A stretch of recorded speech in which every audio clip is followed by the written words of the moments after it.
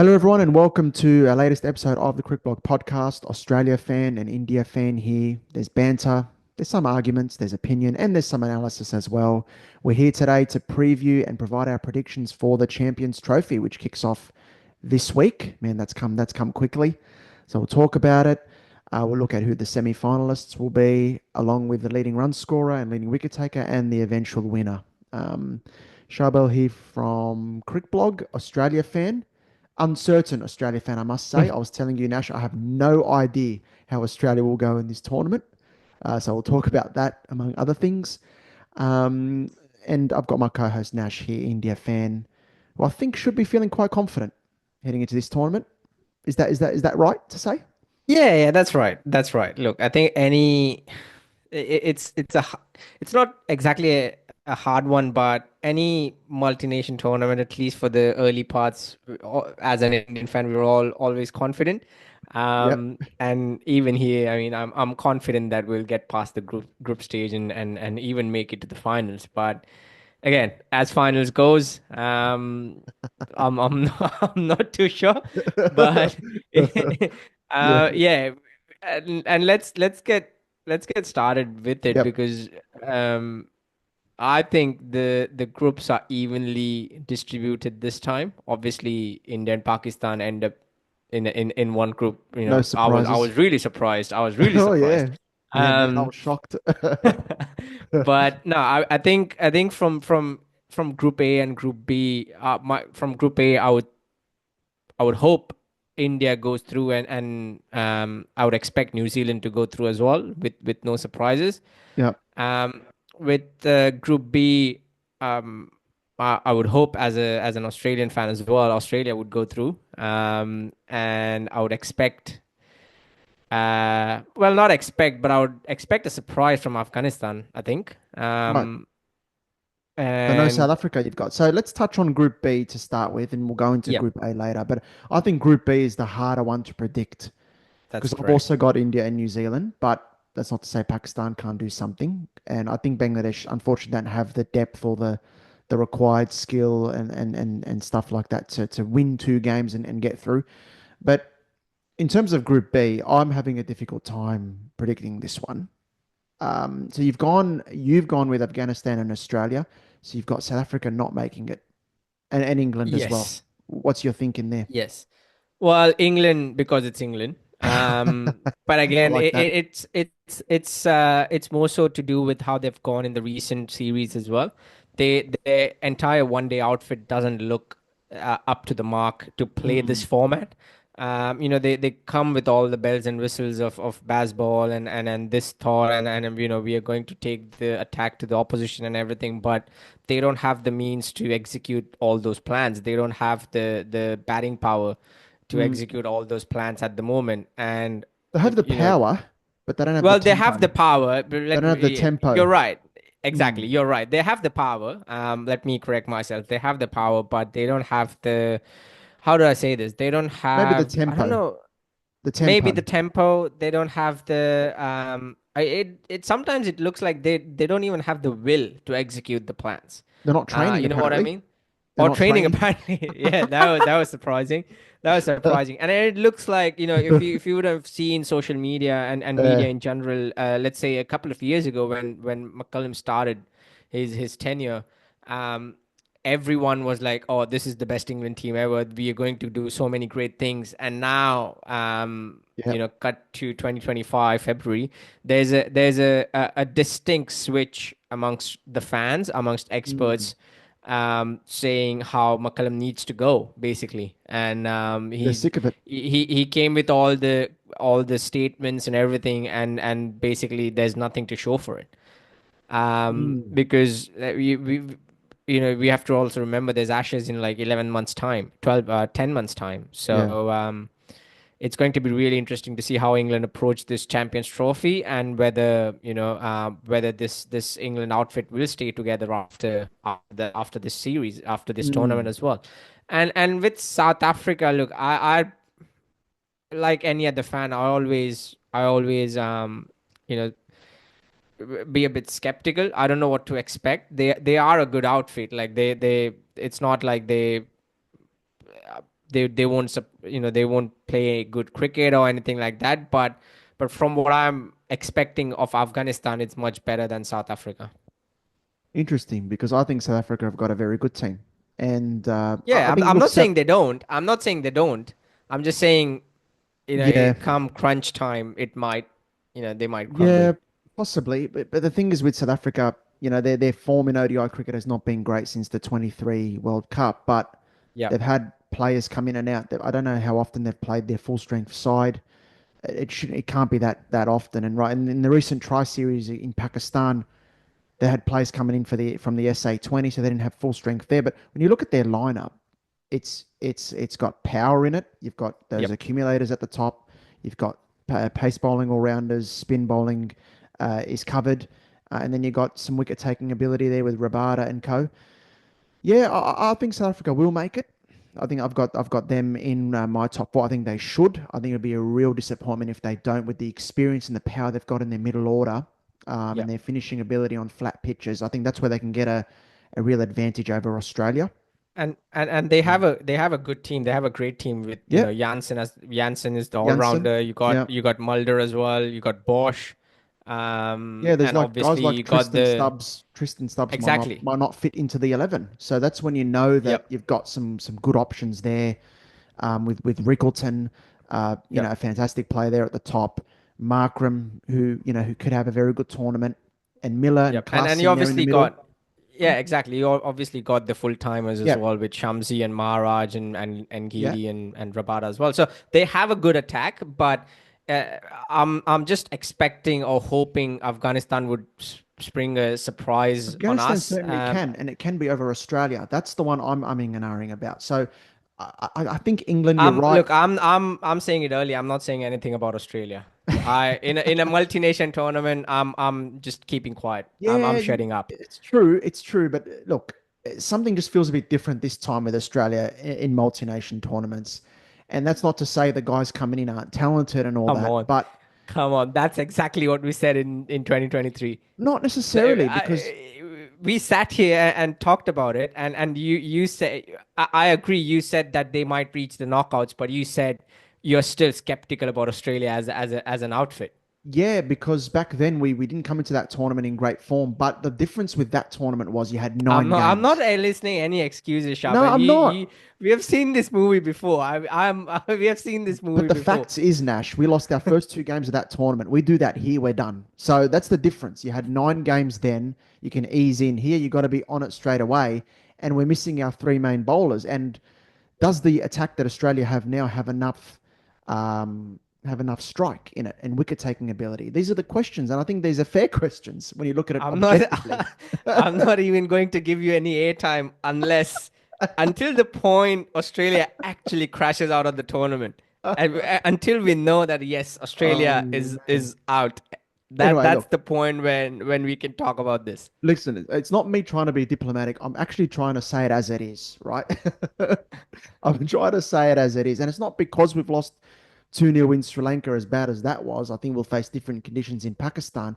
But the problem is, do we have enough strike in our bowling attack to take wickets? Because if you don't, on flat pitches, you might be conceding big scores. So I think that's a very real threat and a very, you know, I think true thing to say. I don't think that's me trying to Yep. lower our expectations or anything like that. It's a very real concern that I have. It is. Look. All jokes aside, I agree that the bowling department is a bit thin. You got bowlers like Dwashes, Ellis, Johnson.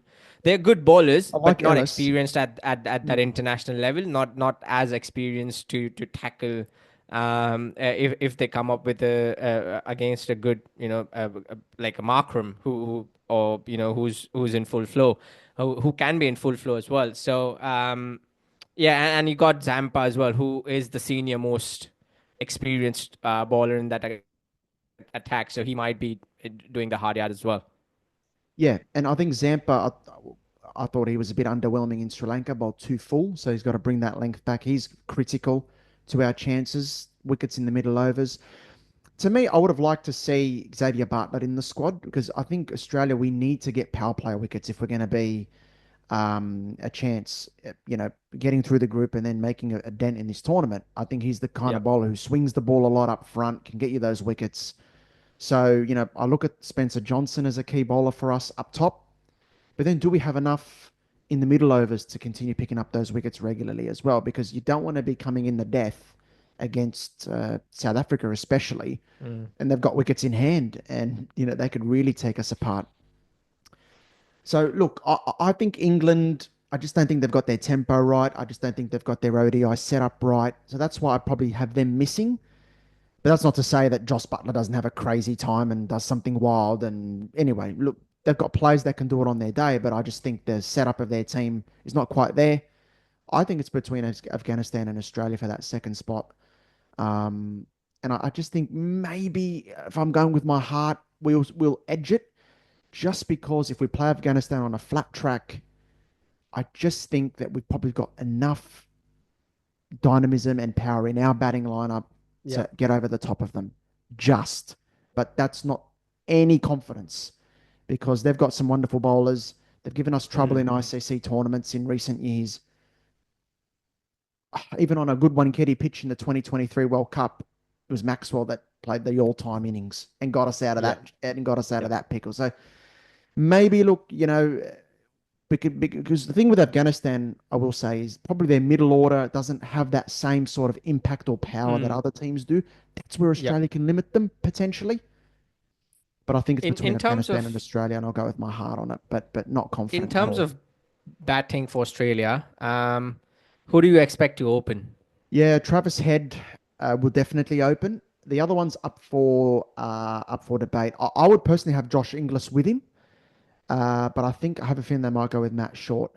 But Matt Short has not, found the ODI format Yep. comfortable yet. He hasn't So he you're hasn't not found his giving feet. Fraser McGurk a go at No, all? no. He hasn't found his feet in ODI cricket either. So, I he mean, has not. you have to remember he has played what, five ODIs, six maybe.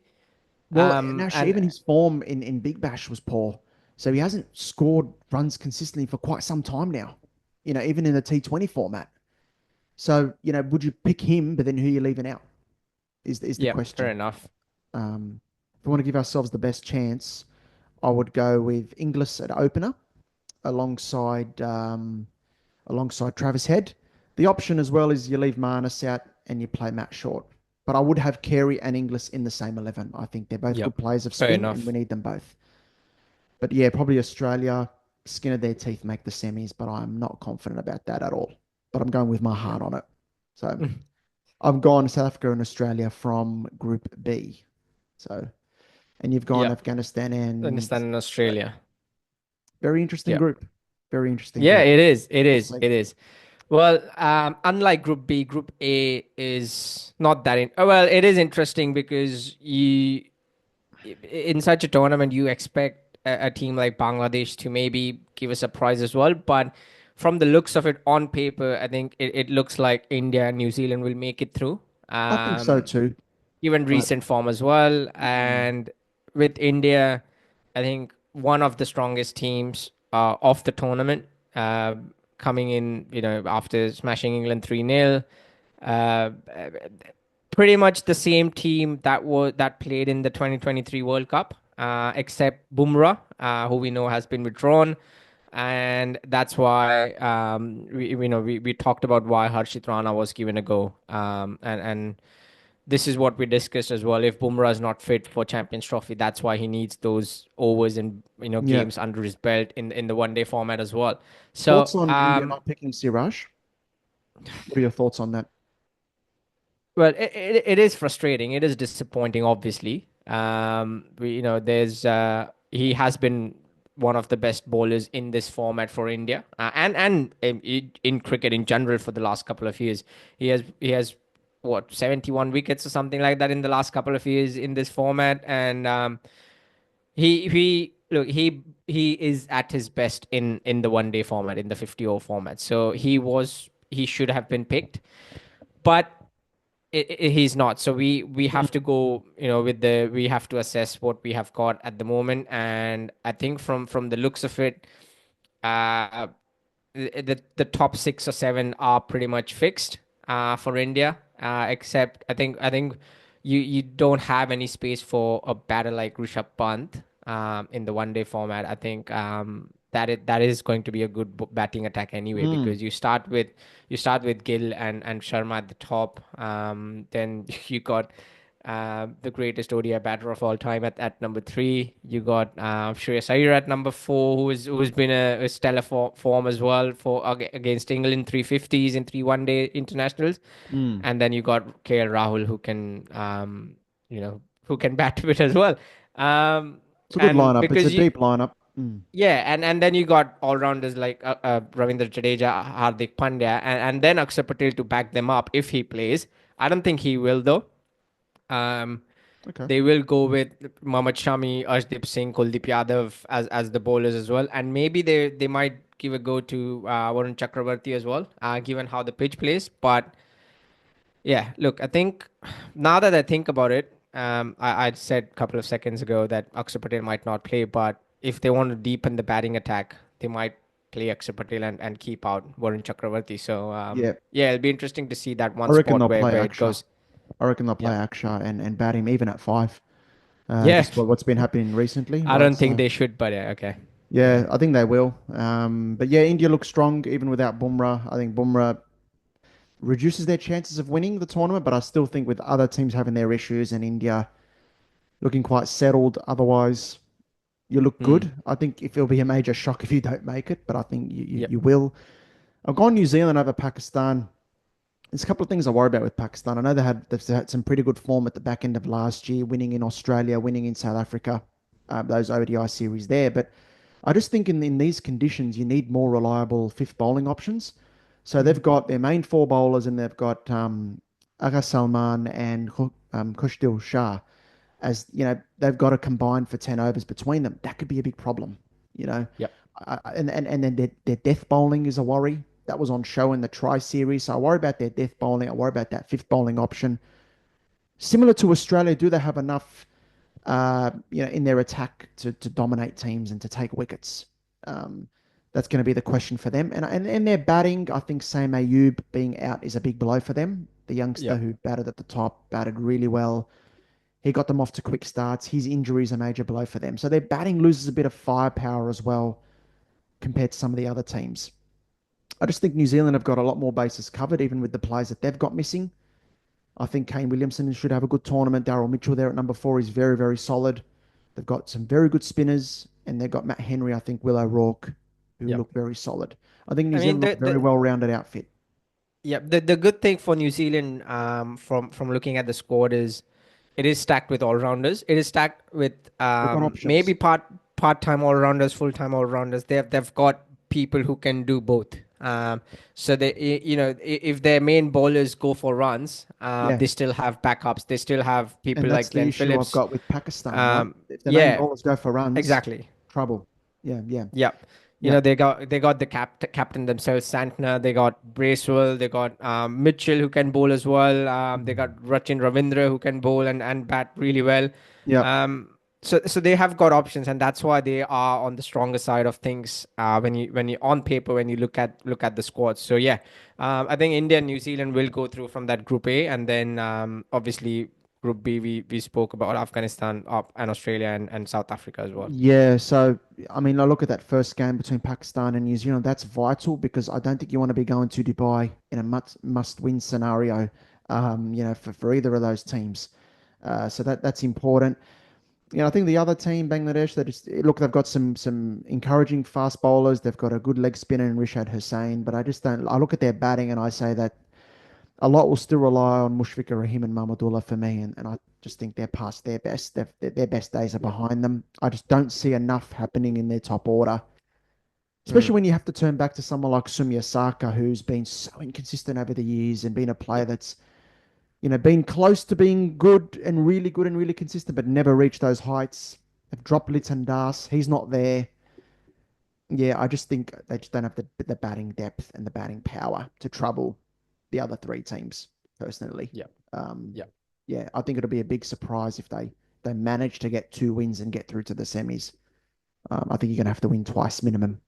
Yeah. So, Yeah, exactly. Yeah, absolutely. And I think um, the only team that I can see dropping games, um, in this tournament would be Pakistan. Games that they should win is what I mean. So losing to And Bangladesh potentially. yeah, and then possibly England as well.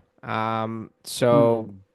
yeah, and it's going to be, we'll be obviously talking about it. It starts on the 19th of Feb, as you said, with the first game, Pakistan and New Zealand. So, Hmm. um, all the pitches are going to be flat. Let's Yeah. might couple of pitches here and there might be slow, but I think all most of the pitches will be flat. We can expect big runs, maybe 300 plus. Not every game, but I think Be I would love to fascinating to see see I batting would love to see a versus few chasing. games where Hmm. like the a 275 game, like a classic one day international. That'd be nice. Yeah. And it's like a swing of a pendulum. Like it just goes here and there with the result, and no one knows what's happening. I would love to see a few of those games. That has been really rare in recent times in this format. So, That'd be nice. Yeah. yeah, it But would for be that to lovely to happen, see that. you need equal. You need a pitch that provides assistance for the bowlers as well. And I don't know if Yep. you're going to get that in Pakistan and the UAE for that matter. You might get a bit more spin in the UAE, but it'd be interesting to see how important the toss is in this tournament because Yep. a lot of our predictions here, maybe they could depend on who bats second as well. Batting second might be very important in this tournament. So we'll wait and see how that pans out. But I agree with you on Group A. Slight difference on Group B, but it'll be fascinating to see what happens in those two groups. On to our quick predictions here before we finish. Our leading run scorer for the tournament and leading wicket taker. So who are you picking?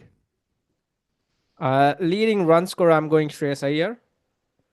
Um, Really? yes, and he has a point to prove. Let's say let's face it. He has a big point to prove. Not to us as fans, but to the team management, to Yeah, the selectors, to BCCI. He has a big point to prove, and I yeah. think he's going to have a big tournament. Um, Aside from that, uh, most wickets it's going to be really interesting, but look, I want to say I'm hoping Mohammad Shami has a big tournament. um but given we are in the UAE and Pakistan, I'm going with Kuldeep Yadav. I'm going with Kuldeep Yadav as well. I agree with that. The reason why I asked really about Shreyas Iyer is because India have got a strong top three and they'll do Yep. a bit of scoring themselves and Shreyas Yep. Iyer will maybe come in the middle, maybe not face as many deliveries. More often than not, I'm actually going to go with Kane Williamson. I think he's in good touch. He'll play on good batting surfaces. I think he'll score well, the New Zealand captain, and I think he will finish top. That's my prediction Yep. there. But I like Shubman Gill as an option as well, and Rohit. They both look very, very strong. And for Australia, if we're going to have a good tournament, Travis Head is definitely another guy who can score big in good Pakistani batting pitches. But I'll go with Williamson for that reliable Yep. option. He's coming into the tournament in some good form. Who will go on and win? Oh, I'm going India. Of course you are.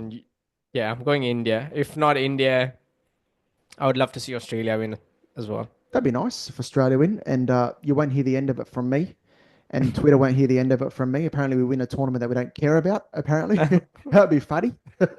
But Uh, look, as a rival, I don't like to say this because you guys are our big rivals, but I think India are very well placed to win it now. yeah. I think you guys have got the bases covered. It just depends whether you can deal with the pressure of a final.